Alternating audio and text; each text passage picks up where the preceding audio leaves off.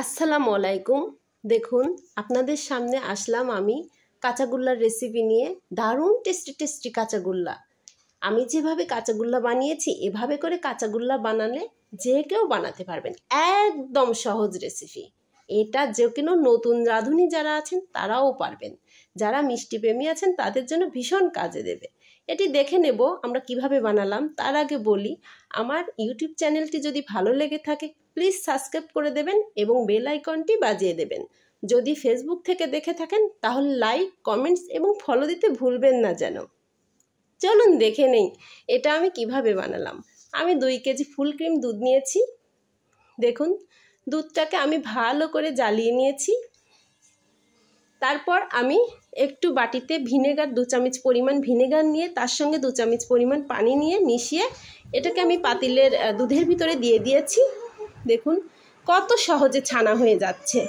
এভাবে করে ছানা হয়ে গেলে কিন্তু দারুণ হয়, বানানো সহজ হয়ে যায়। দেখুন অসাধারণ সুন্দরভাবে ছানা কেটে গেছে দুধটি।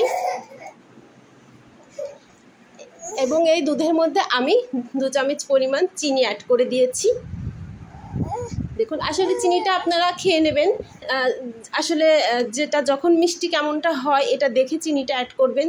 অনেকে আছেন বেশি মিষ্টি খেতে পছন্দ করেন, অনেকে আছেন কম মিষ্টি পছন্দ করেন, সেজন্য চিনিটা যার যার পছন্দ অনুযায়ী দেবেন। দেখুন এভাবে করে জ্বালাতে জ্বালাতে আমি একদম শুকিয়ে ফেলেছি। হালকা একটু রস আছে, হালকা একদমই হালকা। এরকম অবস্থাতে আপনারা নামিয়ে নেবেন। তারপর গরম থাকতে সেট করে নেবেন।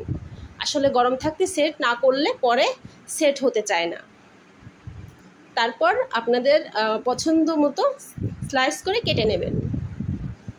এটা না কাটলে, এভাবে স্লাইস করে না করলে ঝুরা রাখলেও কিন্তু সেটাও মজা লাগে খেতে। আমি ঝুরা রাখি নাই, আমি এটা কেটে নিয়েছি। এভাবে করে মিষ্টি বানালে যে কেউ পছন্দ করবেন। দেখুন আমার মিষ্টি বানানোটা হয়ে গেছে, দারুণ কিন্তু টেস্ট হয়েছে। এভাবে করে যে কেউ বানাতে পারবেন। যারা কখনো মিষ্টি বানান নাই, ব্যর্থ হয়েছেন বারে এভাবে করে বানালে কেউ ব্যর্থ হবেন না। ওকে, টাটা, গুড বাই।